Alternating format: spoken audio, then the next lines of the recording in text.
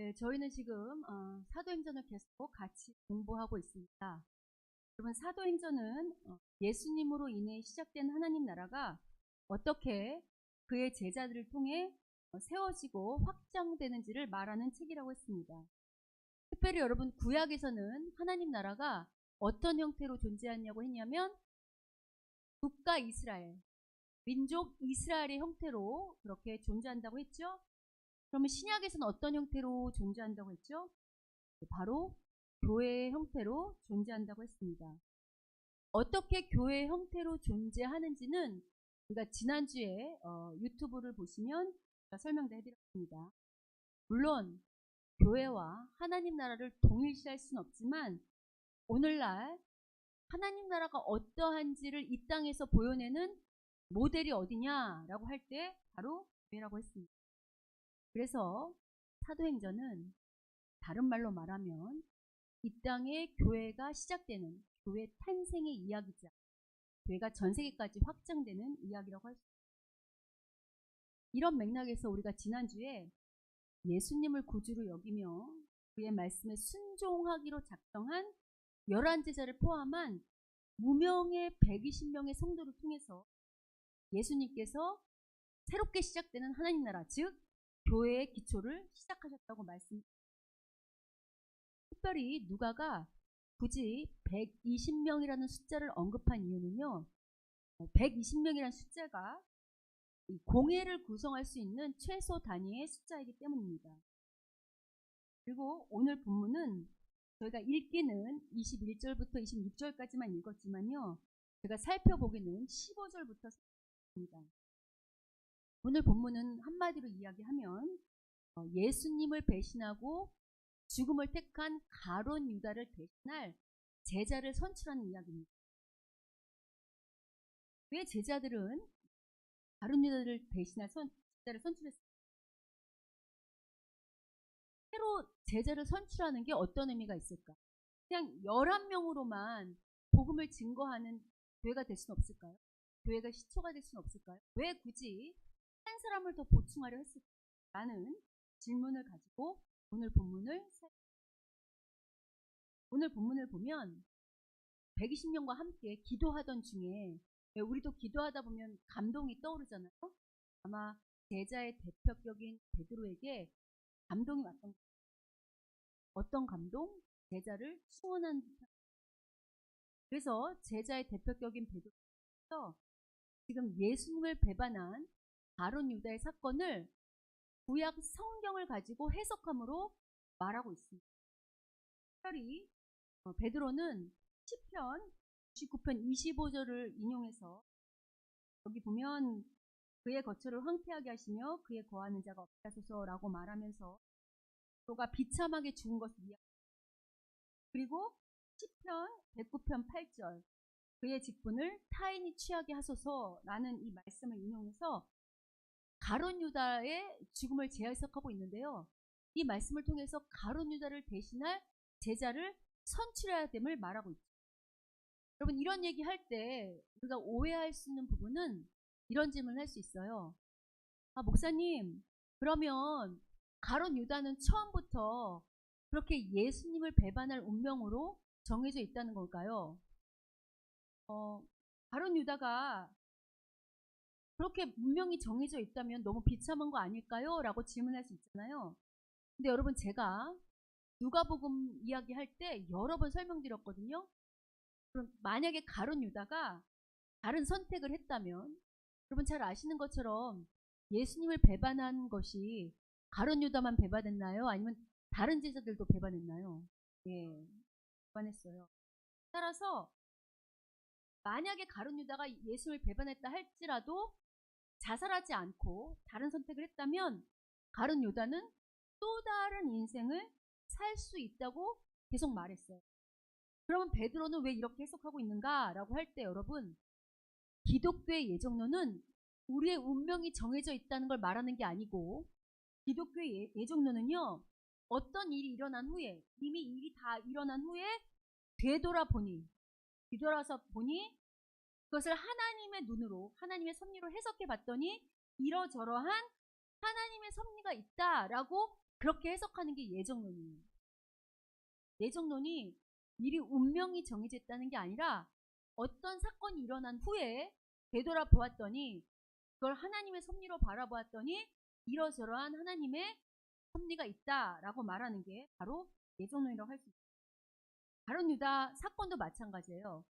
가룟 유다의 운명이 정해져 있다라는 게 아니고 가룟 유다 사건이 다 일어난 후에 그리고 지금 와서 뒤돌아보니 가룟 유다의 사건이 바로 이 구약의 성경 말씀을 성취하는 것으로 해석된다는 의미로 우리가 받아들여야 됩니다.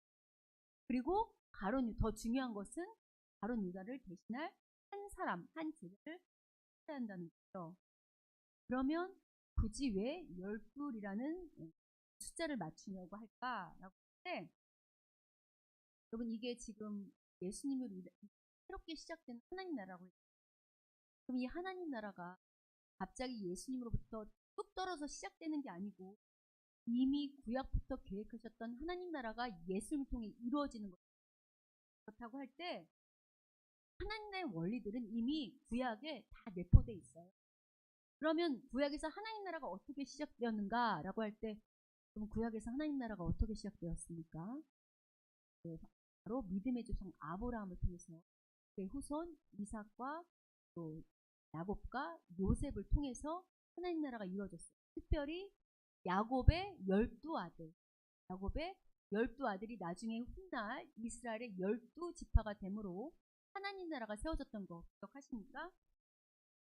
그래서 누가복음을 보면 예수님께서 제자들을 보실 때도 굳이 몇 명을 보셨냐면 12명을 보셨어요. 왜냐하면 하나님 나라가 어떻게 시작됐냐면 12지파, 12아들로 시작되었기 때문에 10이라는 숫자가 상징하는 것이 바로 하나님 나라 백성의 완전체, 하나님 나라 백성을 시작하는 완전한 수를 의미하기 때문에 오늘 이 사도들도 결혼된 11제자에서 한 명을 보충하여 12사도, 12제자를 만드는 겁니다. 10이라는 숫자가 하나님 나라의 기초를 의미한다는 거 예수님의 제자들이 오늘 깨달은 것입니다. 그래서 지금 제자들은 한 명을 더 선출하기로 합니다. 오늘 본문에는 두 사람의 후보가 등장하는데요. 바사바라고도 불리고 별명은 유스도라고도 하는 요셉과 또 한 사람 마띠아, 이 두 사람이 후보로 선출됩니다. 그리고 오늘 본문의 방식에서는 이 두 사람의 후보 중에 어떻게 선출하는가? 바로 제비뽑기로 선출합니다. 여러분 제비를 뽑는 것은 이미 고대 사회의 관습이었고요. 여러분 구약을 잘 보면 이스라엘 역시 제비뽑기 방식을 통해서 하나님이 간섭하신다고 믿고 그 방식을 통해서 하나님의 뜻을 이루었던 것을 많이 볼 수 있습니다. 당연히 이 제비뽑기를 하기 전에 이 제자들은 열심히 기도했습니다. 기도 후에 마띠아가 당첨되었어요. 요 마띠아가 뽑힌 요 사건에 대해서는 제가 다음 주에 다시 한번 설교하려고 합니다.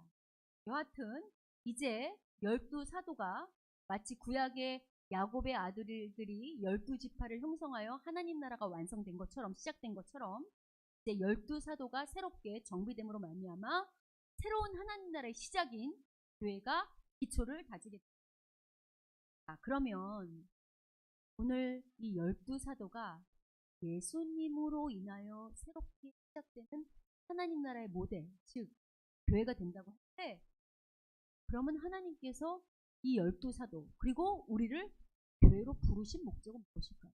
우리가 다 교회. 여러분 다 교회 오래 다니셨죠? 여러분이 교회를 다니시는 목적이 뭡니까? 하나님께서 우리를 교회로 부르신 목적이 무엇입니까? 그럼 목적이 있어야 그 목적에 맞게 살아야 하나님께서 역사하심을 경험할 수 있지 않겠습니까? 그렇다고 할 때 이 모델을 구약에서 찾을 수 있어요. 여러분 제가 앞서 언급한 것처럼 구약의 하나님 나라의 기초를 세운 사람이 바로 아브라함, 이삭, 야곱, 요셉이라고 있어요. 저랑 창세기를 같이 설교를 또 들으시고 공부하신 분들은 이미 아시겠지만 창세기 1장부터 11장은 세계 인류 일반 역사라고 하는데 12장부터 50장까지 등장하는 아브라함, 이삭, 야곱, 요셉의 이야기는 단순한 족장 이야기가 아니고요. 각 이 족장들이 하나님 나라의 주민등록도 1번, 2번, 3번, 4번으로서 어떤 특징과 정체성과 사명을 갖는지를 잘 말해주고 있습니다. 특별히 오늘로 치면 이들을 통해서 교회로 부름받은 우리의 목적이 뭐냐를 이 4명이 이 족장들의 이야기 속에서 찾을 수 있다는 거예요. 그 중에서 특별히 궁극적인 교회로 부른 목적이 뭐냐에 대한 궁극적인 이야기를 잘 하고 있는 것이 바로 요셉입니다. 여러분 잘 아는 것처럼 요셉은 형의 시기와 질투로 애굽의 노예로 팔려갔을 뿐만 아니고 보디발의 집에서는 또 억울하게 감옥살이를 하다가 나중에 뭐가 되냐면 애굽의 총리가 됩니다. 오늘날 우리가 예수를 믿지만 여전히 우리 안에는 세상적인 욕심과 세속적인 것들이 많이 들어있어서요. 총리된 요셉을 많이 부러워합니다. 왜냐하면 총리라는 타이틀이 성공, 또 많은 것을 누리는 듯한 어떤 그런 부를, 또 성공을 상징하니까 그런 것들이 부러워서 우리가 요셉을 많이 이야기하면서 꿈꾸면서 하나님 저도 요셉같이 사용해 주세요. 또 우리 자녀도 요셉처럼 사용해 주세요 라고 말씀들을 하시는데, 기도들을 하시는데, 중요한 것은 우리는 총리라는 그 자리에 관심만, 성경은 총리에 관심 있는 게 아니고요. 하나님께서 왜 요셉을 총리 자리에 앉으셨는가? 총리 자리에 앉힌 요셉이 해야 할 일은 무엇인가? 그 목적은 무엇인가에 관심이 있습니다. 그렇다고 할 때 하나님의 관심이 총리가 아니라 왜 총리로 부르셨는가에 목적에 관심이 있다고 할 때요. 이 목적을 가장 먼저 깨달아야 할 사람은 누구일까요? 바로 요셉. 그럼 여러분, 요셉이 처음부터 애굽의 노예로 팔려가거나 아니면 보디발 집에서 억울하게 누명 쓰고 옥살이 할 때, 그런 환란을 겪을 때, 또 막 애굽의 총리로 뽑혀갔을 때 자신을 왜 애굽의 총리로 하나님께서 세우셨는지 알았을까요? 그때는 몰랐어요. 제가 앞서서 기독교의 예정론이라는 것은 어떤 일이 다 일어난 후에 되돌아봤을 때 그 안에서 하나님의 섭리를 깨닫는 것, 그게 예정론이라고 했잖아요. 동일하게 요셉도요. 애굽의 총리가 되어서, 여러분 요셉이 애굽의 총리가 되어서 한 일이 뭐죠? 애굽 사람들만 기근으로 살린 게 아니라 기근에서 애굽 사람들도 살리고 애굽의 주변 국가 사람들도 살릴 뿐만 아니라 미래에 하나님 나라의 기초가 될 야곱의 12아들, 즉 자신의 모든 형제 가족을 살리는 데 목적이 있었어요. 이 일을 다 한 후에 요셉이 깨달은 거예요. 아, 하나님께서 그동안 많은 환란을 통해서 나를 애굽의 총리로 삼은 목적은 다른 게 아니고 바로 이것 때문이라고 고백합니다. 뭐라고 고백하냐면, 그래서 여러분 요셉이 창세기 맨 마지막 장 50장 20절에서 이렇게 고백합니다. 창세기 10절을 보겠습니다. 한번 읽어보겠습니다. 시작.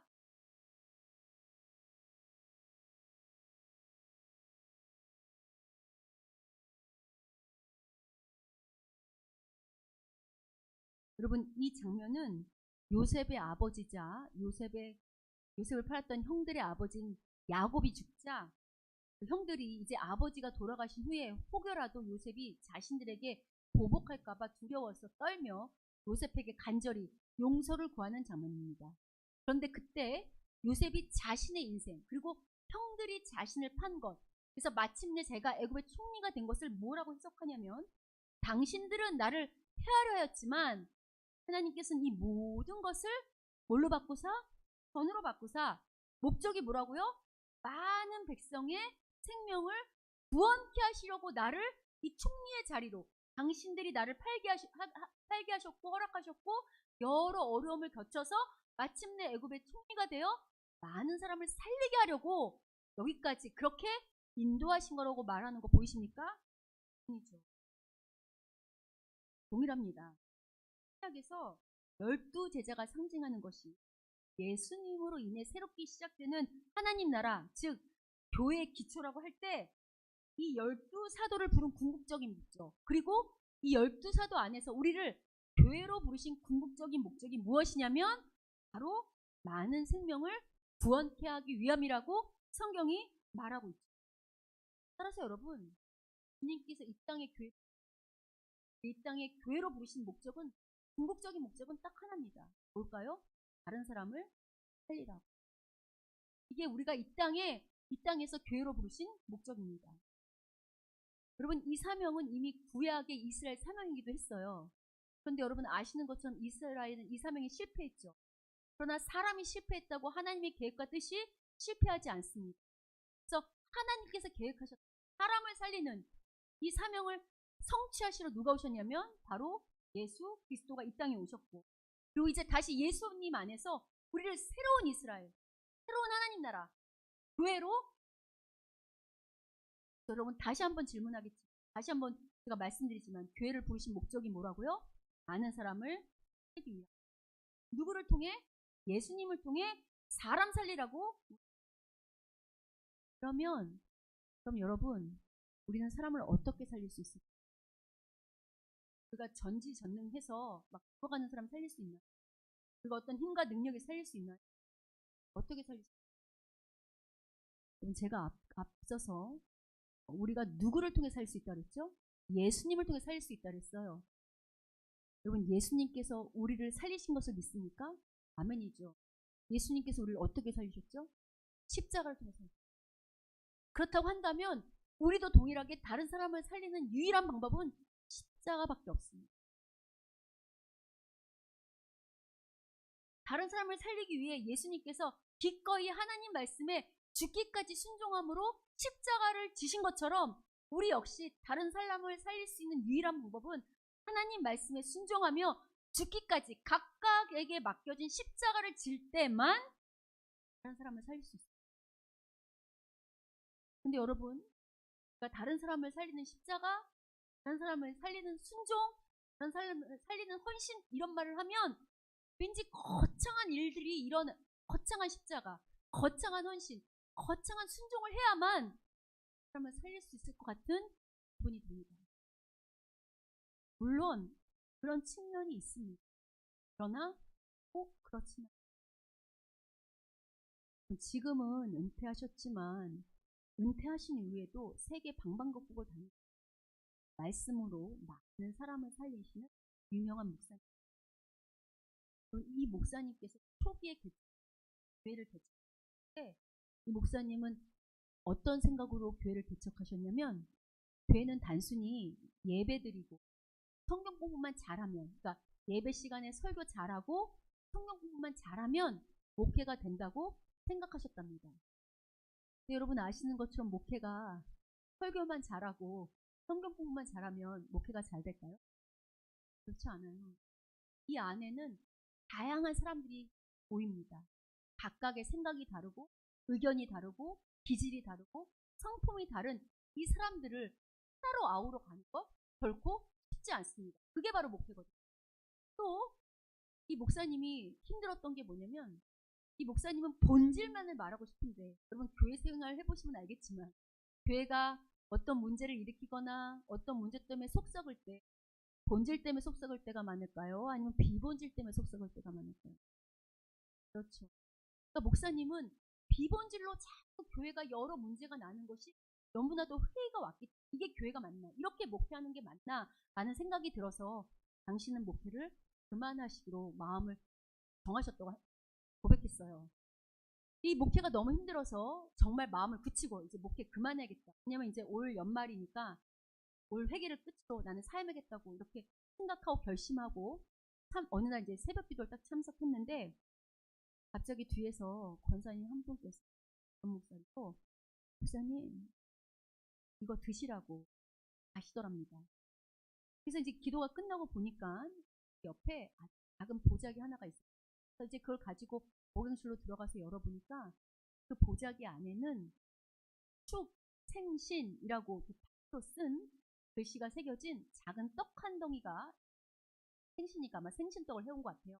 들어있었는데 중요한 건 떡이 따끈따끈. 여러분 지금 떡이 어떻다고요? 따끈따끈. 떡 한 덩이 작은 거 따끈따끈하게 하려면 방앗간에서 했을까요? 아니면 권사님 직접 만드셨어요? 직접. 그러면 따끈따끈한 떡이 지금 언제 갖고 오셨다고요? 새벽 기도회.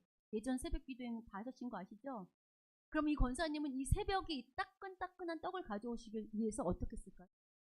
밤을 새셨. 이걸 목사님이 모르실 리 없어요.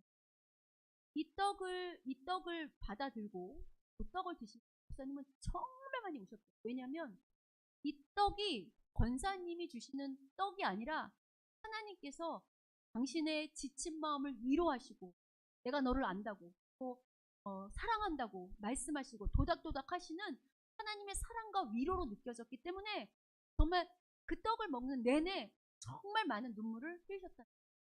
오랜 세월이 지난 후에 목사님 이렇게 말씀하셨어요. 당신은 그 떡 맛은 기억할 수 없었지만 그날 그 권사님의 그 작은 떡을 통해 그날 위로하셨던 그 큰 하나님의 위로와 사랑은 지금도 기억. 여러분 이 목사님이 목회를 계속하셨을까요? 그만두셨을까요?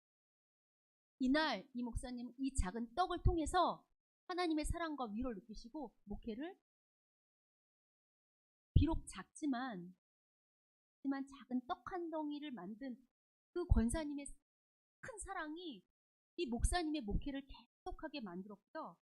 이 목사님이 누구시냐면 바로 주님의 교회와 백준영 교회를 담임하고 은퇴하신 이재철 목사님이시죠. 훗날 이 목사님은 홍성사라는 출판사를 세워서 많은 신앙서적으로 죽어가는 많은 사람. 목사님은 훗날 이렇게 말씀하셨어요. 이 목사님 뭐라고 간증하셨냐면 만약 이날 이 권사님의 그 작은 사랑의 떡이 없었다면 당신은 그날 목회를 그만뒀을 거예요. 그러면 자기는 전혀 다른 인생을 살 뿐만 아니라 전혀 다른 사람이 됐어요. 여러분 한 권사님의 사랑이 담긴 평범한 일상의 십자가의 사랑과 헌신이 한 목회자를 살 뿐만 아니라 그 목회자를 통하여 여러 교회를 세우고 그 교회를 통해서 많은 사람을 살린 역사를 쓰신 것 보이십니까? 여러분 이처럼 사람을 살리는 십자가라는 것은 결코 거창한 것만을 말하는 것이 아닙니다. 내가 부름받은 바로 그 자리에서 나의 도움을 필요로 하는 어떤 그 사람 혹은 기도 가운데 하나님께서 말씀하시는 그 말씀에 대한 순종의 십자가, 하나님께서 요구하실 때 나의 시간과 물질과 정성을 들여서 너무나도 소박해 보이지만 그것을 평범한 일상 가운데 지는 그 십자가를 통해서 하나님께서는 기꺼이 한 영혼뿐만 아니라 많은 영혼을 세우는 성령님의 역사를 일으키신다고 성경이 우리에게 하고 있는 것입니다. 여러분 이것은 오늘 우리 교회도 마찬가지입니다. 여러분 이 교회가 하나님의 구원의 방주요 또 많은 사람을 살리는 그러한 교회가 되시기를 소원하십니까? 아멘이죠. 우리가 이 교회가 그렇게 많은 사람을 살리는 교회로 부름받았다고 할 때 이 사명 자체는 거창해 보이지만 이 사명을 이루는 과정은 어찌 보면 너무나도 평범해 보이는 일상의 십자가의 헌신이 꼭 필요함을 알 수 있습니다. 왜냐하면 여러분 죽어가는 많은 사람을 살릴 오늘 우리가 지금 예배를 드리고 있잖아요. 여러분 이렇게 예배를 지금 쾌적하게 드리고 계신데 이렇게 예배를 드리기 위해서는 어떤 헌신이 필요할까요? 누군가가 아무도 모르게 이 예배당을 다 청소하고 예배당뿐만 아니라 화장실까지 청소하는 일상의 십자가를 질 때만 가능합니다. 또 우리가 예배 후에 같이 식탁의 교제를 나누잖아요. 저희는 그냥 식사하는 시간으로 아시는데 그렇지 않고요. 초대교회 오늘 우리가 오전에 좀 전에 성찬을 했지만 초대교회는 성찬 플러스 같이 식탁 공동의 식사 시간을 애찬 주님의 애찬 시간 이렇게 해서 그 시간 동안 귀한 식탁의 거룩한 교제를 나누는 시간으로 생각했단 말이에요. 그렇다고 할 때 이 식탁의 교제를 나누려면 누군가가 식사를 준비하고 뒷설거지를 하는 평범한 일상의 십자가를 지지 않으면 일은 할 수 없습니다. 이뿐일까요? 예배를 위해서 주일학교 예배를 위해서 혹은 청년의 위해 기꺼이 교사로 헌신하고 그들 위해 기도하고 그들 위해 물질과 시간을 드리는 그런 십자가를 지는 그런 헌신하는 제자가 없다면 이 예배는 드려질 수 없습니다. 이처럼 여러분 많은 사람을 살리는 이 일은 어떤 측면에서는 거창해 보이지만 어떤 측면에서는 너무나도 평범한 일상의 십자가라고도 그런데 문제는 오늘날 이 평범한 일상의 십자가를 지는 사람들이 많지 않다는 것입니다. 안타까운 것은 많은 사람들이 사람을 살리는 교회로 부름받았지만 다른 사람을 살리기는커녕 자기도 죽어가는, 자기의 신앙도 점점 약화되는 시대에 우리가 이유가 뭘까요? 이유는 오늘 본문에 잘 나와 있습니다. 여러분, 오늘 본문 25절을 같이 한번 읽어보도록 하겠습니다.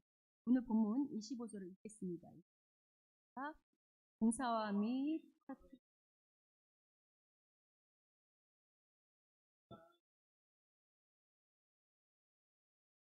지금 오늘 유다를 얘기하는데 뭐라고 말하냐면, 유다는 그러니까 원래 봉사와 사도 직무를 대신할 자를 제대로 뽑는데 유다는 어떡한데요? 이 봉사와 사도의 직무를 버리고 어디로 갔대요? 제 곳으로 갔대요. 여러분, 유다가 간 제 곳은 어딜까요? 원래 있던 자리, 예수를 만나기 전, 구원받기 전 자리를 말해요. 이거는 누가 주인된 자리냐면 여전히 내가 주인되고 내 욕심이 앞장서고 내 이기심이 앞장서고 내 유익이 먼저 되는, 세상 사람, 타락한 세상과 똑같이 나의 유익을, 나의 유익만을 추구하는 그 자리, 내가 하나님 된 그 자리를 말하는 거예요. 오늘도 동일해요. 우리가 다른 사람을 살리지 못하고 뿐만 아니라 나의 신앙도 약화되는 것이 오늘 본문의 유다처럼 거듭난 예수님의 제자로 사람 살리려고 불렸지만 십자가 지기 싫어서 원래 내가 살던 옛 습관으로 돌아갈 때 다른 사람을 살리지 못할 뿐만 아니라 누구도 죽는다고요? 우리 자신도 죽는다고 오늘 본문이 말하고 있습니다. 여러분, 교회가 왜 무너질까요? 교회가 왜 무너질까요? 돈이 없어서 무너질까요? 여러분, 교회가 힘과 권력이 없을 때 무너질까요? 교회가 예배당이 없으면 무너질까요? 여러분, 우리 예배당 없이 예배 드려보셨죠? 여러분, 교회에 유명한 인사, 성공한 사람이 없으면 무너질까요? 그렇지 않습니다. 여러분, 교회가 무너지는 이유는 딱 한 가지입니다. 교회는 언제 무너지는가? 십자가를 지는 사람이 없을 때 교회는 무너집니다. 교회가 무너질 때는 십자가가 없을 때, 십자가를 지는 제자들, 십자가를 지는 성도들이 없을 때 무너집니다. 그럼 반대로 교회는 언제든 당연히 십자가를 지는 성도들이 많은, 특별히 오늘 본문에서 말하는 것처럼 평범한 일상의 십자가를 지는 성도들이 많아질수록 교회는 든든히 세워집니다. 이는 개인의 신앙도 마찬가지입니다. 그럼 우리 교회 중에 기도 제목이 하나님 저의 믿음을 더욱더 세워주십시오 라고 많이들 말씀하시는데요. 여러분, 믿음이 든든히 서길 원하십니까? 그러면 십자가를 지셔야 돼요. 왜냐하면 여러분, 주님께서 십자가를 짓고 죽으셨을 때 하나님께서 예수님을 죽게 그냥 내버려 두셨나요? 아니면 어떻게 하셨죠? 다시 살리셨어요. 이게 바로 우리의 신비예요. 우리가 기꺼이 다른 사람을 위해서 또 하나님 나라를 위해서 십자가를 지고 죽고자 할 때 하나님께서는 예수님을 살리신 것처럼 우리도 살리시고 우리를 통하여 다른 사람도 살리십니다. 여러분, 잘 생각해 보세요. 예수를 볼 때 십자가를 지겠다고 몸부림치는 그 귀한 자녀를 어떻게 하나님이 그냥 두시겠어요? 반드시 승리하도록 그 십자가를 지는 모든 과정을 함께 하시고 축복하시고 반드시 살려내실 것입니다. 네. 따라서 십자가를 지면 질수록 하나님과 더 가까워지고, 여러분, 하나님의 역사를 많이 경험하고 싶으십니까? 하나님의 놀라운 역사, 살리는 역사, 하나님의 기적의 역사를 경험하고 싶으십니까? 그러면 십자가를 지십시오. 내가 죽을 때 다시 살아나는 이것이 바로 하나님 나라의 신비입니다. 그리고 이것이 오늘 12사도로 새롭게 시작하는 교회의 신비입니다. 여러분, 이 신비를 맛보고 싶지 않으십니까? 여러분, 이 신비는 경험해본 자만이 압니다.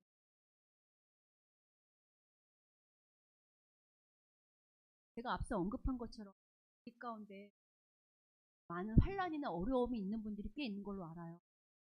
물론 여러분은 하나님께서 이 환난과 어려움을 통해서 여러 일을 하시는데요. 이 환난과 어려움이 그냥 환난과 어려움을 바라보지 않고 이 모든 과정을 마치 요셉을 많은 백성을 살리기 위한 그 자리로 인도하시는 과정인 것을 우리가 배운 것처럼 이 환난과 어려움의 과정이 하나님께서 나를 많은 사람을 세우는 그 자리로 데려가시려고 하는구나 라고 생각하시고 거기에 목적을 두시고 오늘 주님께서 요구하시는 평범한 일상의 십자가를 지신다면 여러분은 이 환난과 고난 속에서도 여러분과 함께 하시며 환난과 고난으로 끝내지 않고 모든 것을 협력하여 선으로 바꾸시는 위대한 하나님의 역사를 경험하게 되실 것입니다. 아멘. 그래서 여러분 우리 옆 사람하고 이렇게 인사했으면 좋겠습니다. 십자가를 짐으로 하나님 나라의 신비를 맛봅시다. 다른 사람을 살릴 때 내가 삽니다. 우리 모두가 십자가를 질 때 나도 살고 교회도 삽니다. 아멘. 제가 계속 말씀드리지만 말씀을 들을 때는 재밌고 좋을 수 있어요. 말씀을 들을 땐 누구나 깨달아요. 그런데 제가 듣고 깨달은 바를 실제로 순종하여 정말 십자가를, 정말 평범한 일상의 십자가를 지는 사람은 소수예요. 그래서 좁은 길이라고 하잖아요. 그런데 누구만 하나님 나라의 신비를 맛볼 수 있는 순종하여 평범한 일상의 십자가를 지는 자만 하나님 나라의 신비. 누구만 환난과 고난을 뛰어넘어 하나님의 축복을 경험할 수 있는가? 평범한 일상의 십자가를 지는 자만 하나님의 축복을 경험할 수 있습니다.